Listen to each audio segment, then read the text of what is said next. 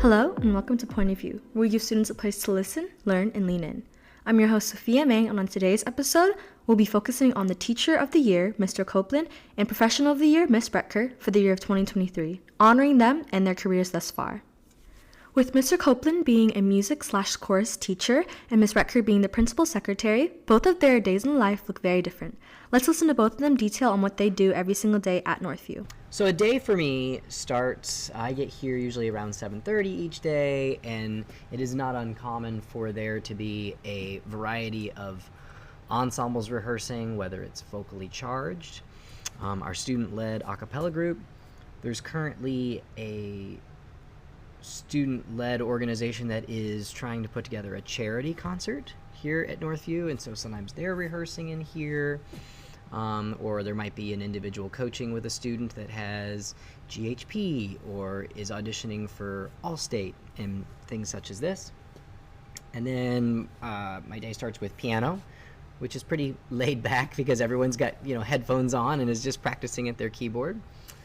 And then that moves us to second period, which is the Sicilian singers, as I mentioned, and that's soprano, alto is the voicing for that, which is just a fantastic group of young, intelligent, emotionally intelligent young people that I adore, and it's been really interesting because that's also our Titan time. So that group is an incredible, tight bonded group, and it's just a really incredible experience to work with those individuals.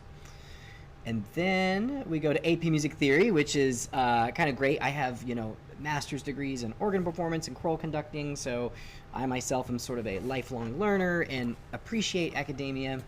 So being able to teach a collegiate level class like that is really great, and get to see our students get to the nuts and bolts of music, and the deeper knowledge is a lot of fun. And then that takes us to fourth period, which is Camerata Chorale, and that's sopranos, altos, tenors, basses. And that ensemble, you might say, is maybe like the pinnacle of what it means to be a choral student at Pinnacle is the word I said. I don't know what I said, but pinnacle to being a chorus student at Northview. Although this year, it's been a really interesting dynamic. The second period that I've already mentioned, they've really worked hard, and we just finished LGPE, our large group performance evaluation, and listening to those recordings is really stunning. Both groups have a very different tonal concept, but yet very mature and extremely collegiate sound. It's really awesome. So to say that one of our groups here is better or higher achieving than the other, I don't think that that's true, and I think it's actually the individuals in the ensemble that determine that, which is again something that just part of my day and part of what I do, and it's really exciting, actually something I love.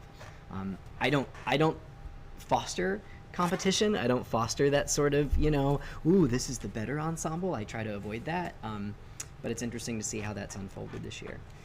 And then obviously lunch, and then I have a smaller ensemble. Typically it's been 16 to 20 singers, and this year we only have 8. So we're at post-pandemic and whatnot, and different transitions that have happened at the middle school. We're still working on rebuilding that program, which I'm sure you've heard about. We're starting this Titan Time choir on Fridays, and that was awesome. That was actually probably the highlight of my year thus far. We had 101 students in this room, and only 50-something of them were currently enrolled in chorus. The rest of them are either band, orchestra, or just all walks of life. And we'll do that every Friday from now until our concert, which is in April. And I'm looking forward to that. It was so much fun. I couldn't hardly teach the rest of the day because I was on this high from that moment. That was a lot of fun. I think the first thing that we all do up here, all of the professional assistants and the support team that works up in the admin suite, right away in the morning we focus on the front office. It's a busy time of day.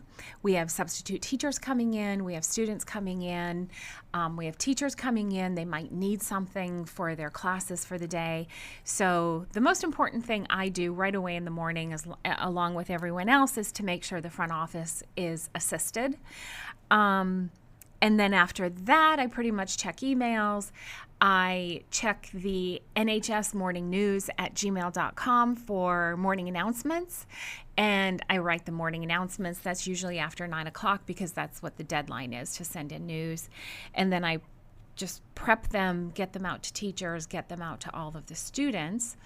After that, I usually check in with Principal Newhouse to make sure what I should focus on for the day is also his priority, because I work in conjunction with him just to get work product done. And then honestly, the day will just take me wherever I need to go.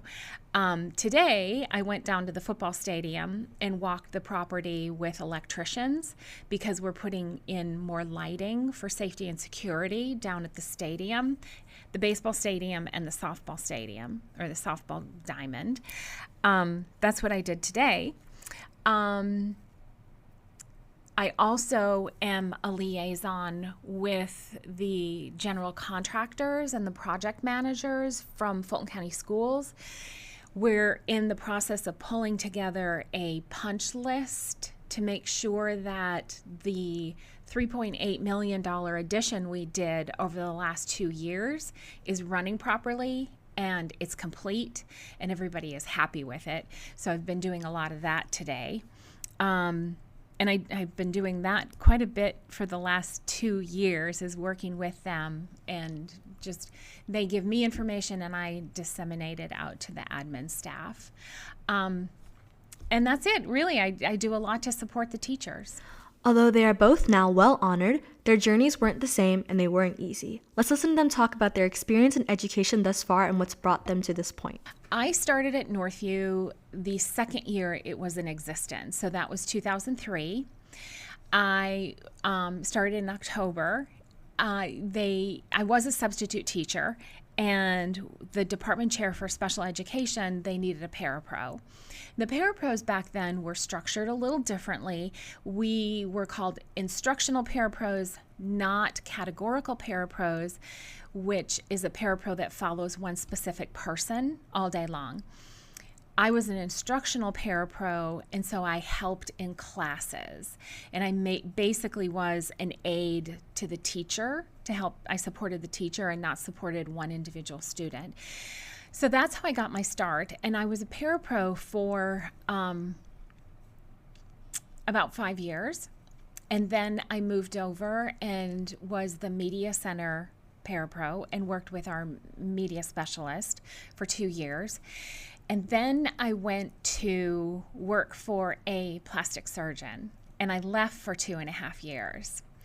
And it wasn't a great job for me because I really missed the school schedule, and I missed a lot of the altruism that teachers bring to the atmosphere at school. Everybody here wants to help out. Everyone here is interested in helping students or helping co-teachers or helping to assist the principal or the assistant principal. And I really missed that. I missed the atmosphere here at Northview. So after 2.5 years, I was able to come back. Brian Downey was our new principal at the time, and he knew I wanted to come back, so I came back, and I was the front office person.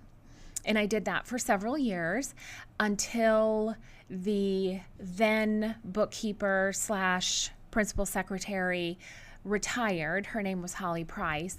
And when she retired, then I got this job. And this has been an absolutely wonderful job. I love helping the admin staff. I am extremely loyal and devoted to Northview High School. I have 2 children who are now in their 30s, and they graduated from Northview High School.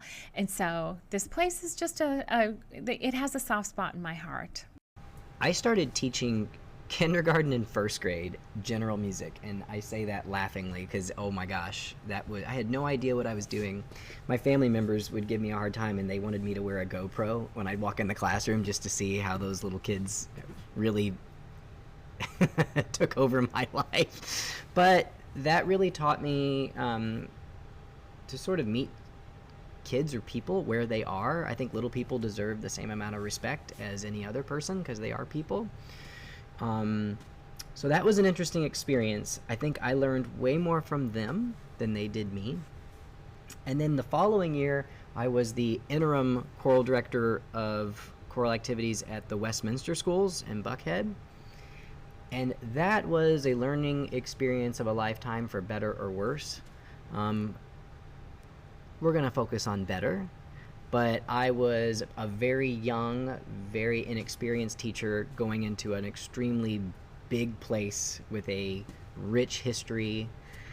And I was certainly humbled coming from a place like Indiana University that's known for having, these great music programs, and I thought I was kind of this hot shot, and immediately learned that I had like no administrative ability. And I was not from the South, by the way, so that was an interesting dynamic of learning how to be, quote, Southern and speak to people sort of in a way that was a little more gentle and a little more gosh, I sound like I'm being offensive, but passive maybe. And so when I left there, I was kind of actually at rock bottom. I was at this great university, had these great friends, great experiences there.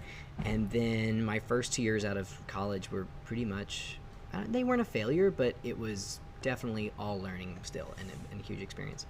So I came here in 2016 with 19 chorus students and was part-time. With the intention of staying a year, maybe 2. And then I stayed year 1, year 2. By the end of year 3, I decided to get my teaching certificate because my degrees were in performance. And for what it's worth, in a county such as Fulton, you can only teach for 3 years and then you have to get certified. So I did that process, and then by year 4 or 5, realized I'd fell in love with it. We had grown from 1 choir to 3 choirs by that point. And then right before the pandemic, we had right at, I think, 72 students in the choir program. So that was just a learning journey for me, and something that I wouldn't change any of that. I wouldn't give any of that for the world.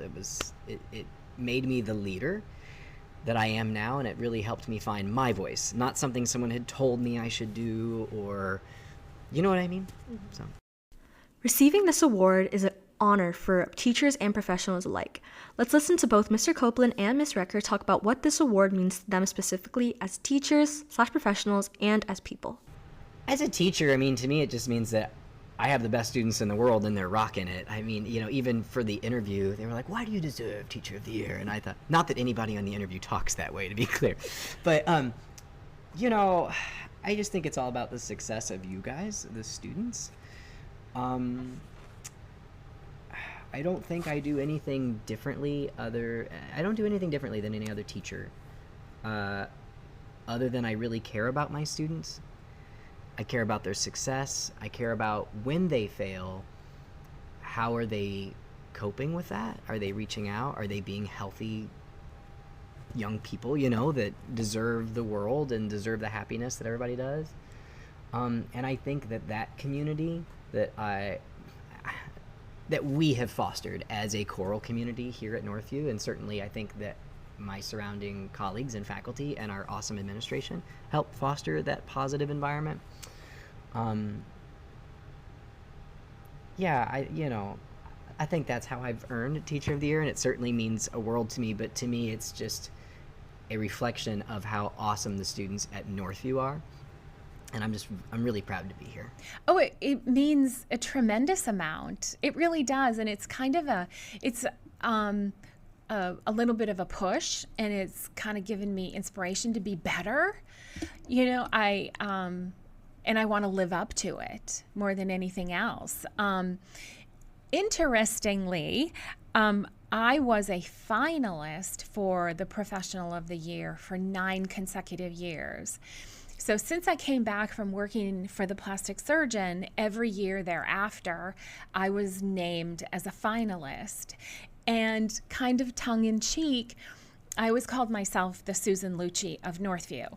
Now, you guys don't know who Susan Lucci is, but she was a soap opera star. And she was nominated for an Emmy every single year, and she never won. At the end of her career, they gave her an honorable Emmy, but she never won. And so I jokingly called myself the Susan Lucci of Northview, that I had won 8 times as a finalist, but never actually got the gold ring or the big prize. And I was perfectly fine with that, because honestly, the people who beat me out for Professional of the Year, they were fantastic coworkers. fantastic. One year it was Mr. Yard, who now works for 3DE in English language. One was our resource officer, Brian Collins. One was Miss Dunn, who is the head of counseling. These are fabulous people. So me being the Susan Lucci of Northview was fine. But this year, I have to say, I'm thrilled. I'm absolutely thrilled to have gotten that title. And I just hope that, for everyone who didn't vote for me, I can live up to the title. And I wholeheartedly thank all the people that did vote for me, because I really, really appreciate it. As he's made clear so far, Mr. Copeland clearly values being a teacher and what it means for his classrooms and his students. Listen to him talk more about the most rewarding part of being a teacher for him. The students. I get excited to come here every day and talk to the students. And, as a music teacher, of course, we want to see, there's so much growth that happens over the year. And so that's extremely rewarding for me musically. And I think that's one of the reasons why our choirs are so good, because I won't change my expectations. And so that's certainly very rewarding. But to see the students grow and develop on their own personal journey, aside from music, I kind of live for it right now, and even like I said, last week having this Titan Time choir, that was awesome. But what I'm most excited about is, okay, there's 100 students in this room, 50 of them are visitors, have never worked with me before. How many of them, it truly changes lives, and it's not so much about me, it's not about me, but it's about the community in which they're singing and the friendships and the bonds they'll form, and that changes people, and it gives people so much self-worth and value. So that's incredibly rewarding and meaningful to me. Although Ms. Rettker doesn't focus on specific students or classrooms, she helps in running Northview as a whole. Let's listen to her speak on what her favorite part about Northview is and what keeps her going at the school. My favorite part about Northview, I have to say the diversity is great. We all love International Night. That's really fun. And I love the music part. The music department and the art department, they're probably most dear to me. I don't always go to every music concert, but I try to.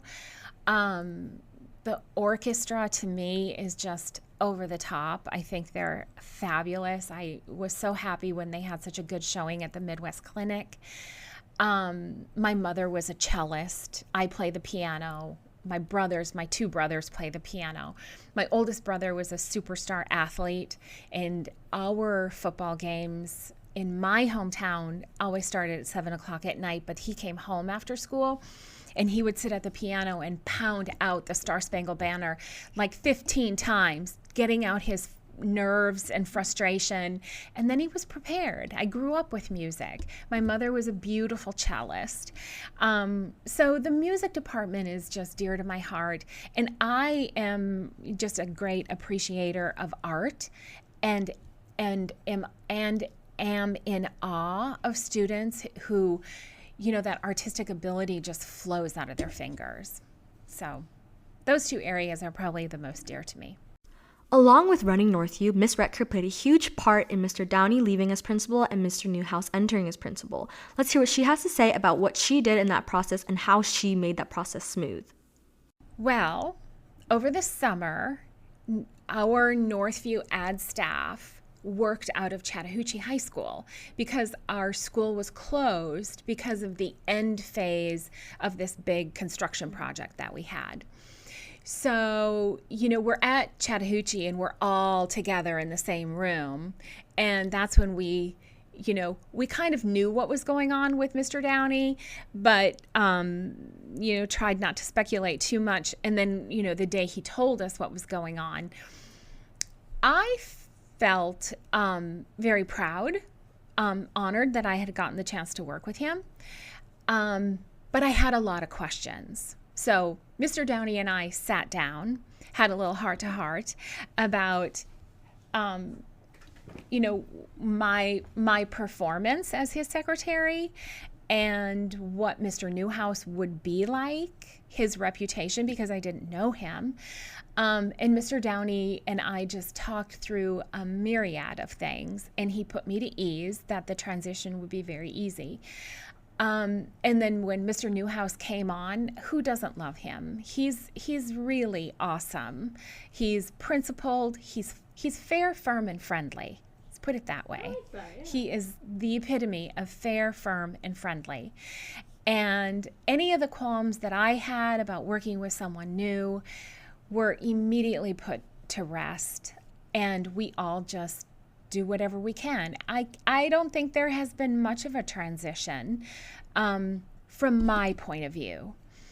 From his point of view, jumping from elementary school to high school, it's a whole different bag of tricks. But that's fine. That's all fine. You know, there's nothing better than being challenged, rising to the challenge, having something put in front of you that is challenging, and it promotes a personal growth. And I think we all feel a little bit of that this year with new staff and a new school year. We all do. And we're all coming off of these COVID years that kind of had us stumbling a little bit. And now we have a new principal, but we still have the same zone superintendent. So we have some things that have stayed the same, some things that have changed. I think we're plugging along fabulously. The last thing that we wanted to ask Ms. Rettker and Mr. Copeland was what motivates them in their career and kind of what is going to happen after and now that they've received the award. Let's hear what they have to say about that.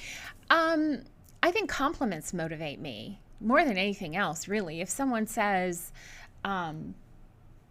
Rettker, looks like you lost 5 pounds. Well, golly gee, I'm going to try to lose 10 more, that type of thing. And getting this award definitely motivated me tremendously. I want to be the best I can be. I want to blow it out of the water. And having a principal who is, we've always had really good principals, but, following the guidance of the principal who is, on track with the Georgia Department of Education and a good people person, just working for a really good group of people, that motivates me. And I love our secretarial support staff, from the attendance office to the bookkeeper to the athletics secretary to the front office to the data clerk and then to the counseling registrar. That motivates me because we're a good team and I will support them and they will support me, and that's very motivating. I don't get out of bed in the morning thinking that my day is going to be filled with drudgery. I get up in the morning and I'm thinking, let's go. I've been thinking about this a lot recently, and actually when you're awarded Teacher of the Year, you have to also do the county level Teacher of the Year. And I think one of the things I was talking about was in these essay questions that you had to do. Sorry to be clear, I'm not being clear. There's these essay questions, 2 of them you have to answer.